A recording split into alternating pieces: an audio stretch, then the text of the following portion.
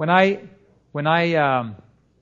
was in the United States, and I heard in the state of Illinois there was an announcement made that the United States Congress had approved the use of DNA as a test to prove your innocency if you were on death row. I was happy for that because there are some people on death row that are innocent. You know that. Maybe you don't know that, but when I was imprisoned in Mexico, and I'll be able to tell part of my hijacking story, I found there was about 20% of people in prison that were innocent. And because of my experience in prison in Mexico, I look at things a little bit probably prejudiced, the other direction. So when I think of prisoners, I'm wondering how many are innocent. Now, it's interesting, once you've been in prison, I was coming back, I just got out of prison from being falsely accused there and with a 14-year sentence. And I was coming through Florida with my wife driving, and suddenly there was an announcement came on the radio. Please beware. 4 dangerous criminals have escaped from maximum security prison. They are feared to be armed and dangerous. Please do not pick up any hitchhikers. Please keep your windows up and the doors locked. Now, if you were to hear that, well, would you immediately kind of be on the defensive and roll up the windows and driving through an area where there's 4 dangerous criminals out? Wouldn't you? That would be a natural reaction, right? It wasn't my reaction. You want to know what my reaction was? Well, goody for them. Now, I'm not saying it was a logical one. I'm not even saying it's correct. I'm just saying my emotions were distorted by the fact that I also had been a prisoner. You see? We all have big glasses experience we go through. I'm not saying that dangerous criminals, when they escape, is a good thing. I'm not saying that. But I'm saying having been accused falsely and having been in prison, I kind of like, whoa, how did those guys manage to escape from a maximum security prison, right? It's a little different reaction. And so it just naturally skews your way of looking at things. Well, having lived overseas also gives us a different thing. And so when they said that the DNA testing had been allowed, I was happy for the prisoners. And just in the state of Illinois, they discovered that nearly 12 prisoners proved their innocence from death row and were released. Imagine being on death row. Imagine being innocent and condemned to death. It's not a fun thing. And then to be given the opportunity to defend yourself and then be proven that you're innocent. Isn't that a wonderful thing? Isn't justice part of God's kingdom? The ability to prove your innocence is a wonderful thing. Well, of all the states that followed that federal ruling, many states let prisoners go. But there was one state that didn't. It was the state of Texas. In the state of Texas, Governor George Bush refused to allow DNA testing because he said, in Texas, we have never made a mistake. We have never executed an innocent man. And I told my wife, what arrogance. I hope that man never comes into power. Because imagine what injustices will be perpetrated at a national level if he comes into power. Now, I'm not anti-Bush as a family. I admired George Bush Sr. very much. I admired him because of his experience. But George Bush Jr., I did not admire. And it's not about a man, it's about a system. The system that perpetrates injustice and cruelty is now in place. And it's not whether we're this president or another president. It could happen to anybody. It could happen to another president. All I'm saying is the time has now arrived when with whatever president is in place, the system which supports cruelty, injustice, and an application of the Inquisition principles is now in place. It could happen to a Republican government. It could happen to a Democratic government. It could happen to another government. All I'm saying is we are now living in a time that the system is now in place. What are we waiting for? We are waiting for something. God is waiting for something. And this weekend is part of what He's waiting for.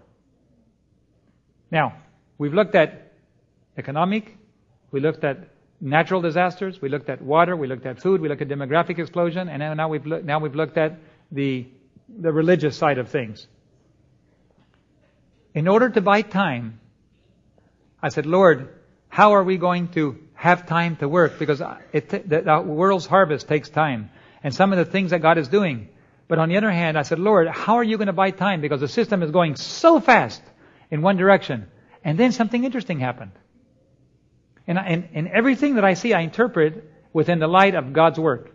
Instead of making decisions like some people in North America, I don't know if you do it in Canada here when you vote, but most people in the United States, when they vote for somebody, they vote according to the economic security. If it's going to be good for them economically, they usually vote that in. Regardless of how good or bad it is, and if you're not doing well economically, they change you.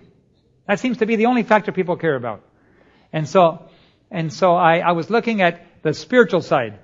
And all of a sudden in the world, something began to happen. Something strange, unexpected. I live in Venezuela. Venezuela, as you know, has been on the news a lot for having a president that's very radically left. It's crazy. After the fall of communism, how can somebody even think of being communist today? It hasn't worked. It's not working anywhere else. And here is a nation, a president that's going sharply to the left and trying to follow the same principles that have already died, that everybody knows don't work. Why is that working? How can President Chavez down in Venezuela even convince anybody that that is the right way to go? But I would like to propose to you that it's not so much about his argument. It's about the farther right North America goes, the farther left South America goes. And Chavez is very influential, and he's already convinced several countries, Bolivia, Ecuador, and Nicaragua, already have communist governments. And it's increasing. And Brazil has a very, very leftist. And Chile already is also left. Now, they're not communists, but they're left. And suddenly, I realized what God is doing. God is allowing a balance of power. As North America, led by the United States, becomes more and more to the right, South America has reacted by saying, we want nothing to do with it. We are going the opposite direction. And the more countries that buy into that philosophy, the more time we have to work. Because Rome recently announced on National Public Radio, the Vatican is very worried about its loss of influence in South America. Because the more left they go, the less Rome has anything to do with that say-so in a country. So you see what God is doing. God is astutely positioning the world in such a way that it is complicating the advance of the radical right. What does that mean for us? That means God is buying us a little bit more time. It's not a long time. It's a little bit more time. But the ability to slow the enemy down, if we can say the radicalism part, so that the church can do what it needs to do, is very important in our mission as Seventh-day Adventists. What you have to do is to prepare a world. And very soon, what you haven't done, you will not be able to do. Christian service, in page 99, I believe my book got left in the suitcase that never showed up yet. But on page 99, it says, everything will be placed in a way to block the passage from place to place in order to block God's messengers so that they cannot do what it is possible for them to do today. We must look our work fairly in the face and advance as fast as possible in aggressive warfare. As I travel with my airplane, our mission airplane, back and forth across the continents, back and forth to South America, and then we travel commercially. Do you know that it's getting more and more difficult to travel? The ability to transfer money from bank to bank is getting increasingly complex. If you have $10,000 you want to send, $10,000 is not a lot of money. Not in a world of business and finance today. But when you want to try to send $10,000, it goes through a special filter now. What if you want to send $100,000? That really goes through a filter. What if you want to send $1 million overseas? It is very difficult, increasingly difficult, to send money, and the devil knows that very soon God's people are experiencing a wake-up call, and they're going to be putting their money where their mouth is. More and more, the Christians are putting their money into missions, and as they do that, the devil is trying to close it off so that no money can flow into his work overseas. So that the money says, "Well, it stays here. I have an offering to give. Sorry, can't use it. I could have last month, but I can't use it today." And so therefore, international finance is getting very, very difficult. We've had our money twice We've sent money overseas for missions, and twice the U.S. government has seized it and told us, prove to us you're not a terrorist organization. Excuse me, doesn't your intelligence service know that much? Don't you know who we are? You know our phone calls? You know what we do? You know how we dress? You know what we do? As far as what